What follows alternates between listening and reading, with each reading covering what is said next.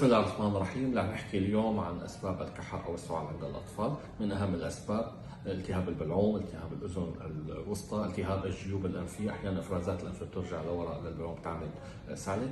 طبعا مشاكل الصدرية، التهاب الشعب الهوائية، الربو التحسسي، أحيانا مشاكل في القلب، وأحيانا في سبب كثير مهم أحيانا نغفل عنه هو الارتجاع المعدي المريء أو القلص.